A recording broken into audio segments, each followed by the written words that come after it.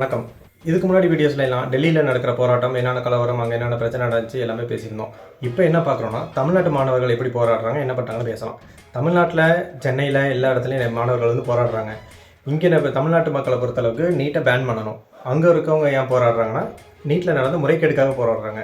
Question paper leak ஆச்சுன்ட்டு. அவங்களுக்கு வச்ச கோரிக்கையில் ஏதோ ஒரு கோரிக்கை நிறைவேறிடுச்சு. இங்கே நீட்டை பேன் பண்ணணும்னு சொல்லி போராடுறாங்க.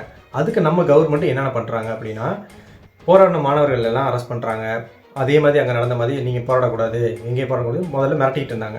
இன்றைக்கி என்ன நடக்குதுன்னா, போராடுற மாணவர்கள் மத்தியில் வந்துட்டு எல்லாமே வந்து இப்போ எல்லா கட்சிக்காரங்க எல்லாம் வந்து பேச ஆரம்பிச்சிருக்காங்க. நிறைய பேர் வந்து யூடியூப்பில் வந்து நிறைய வீடியோஸ் இன்ஸ்டாகிராம்லாம் போயிட்டுருக்கு. எப்படின்னா, இங்கே நடக்கிறது ஃபேர், அங்கே நடக்கிறது ஃபேர் நீட்டு, இங்கே நடக்கிறது பேன் நீட்டு, ஃபேருக்கும் பேனுக்கும் வித்தியாசம் இருக்குது அப்படின்னு சொல்லி போட்டுருந்தாங்க. நாங்கள் என்ன சொல்கிறோன்னா, ஒரு விஷயத்தை அழிக்கணும்னா முதல்ல எதிர்க்கணும்.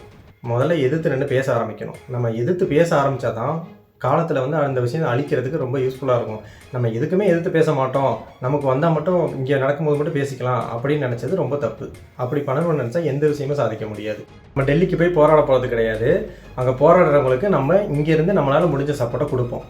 இங்கே என்னென்ன பிரச்சனை நடக்குதுன்னு தொடர்ந்து நம்ம பேசுவோம். நன்றி.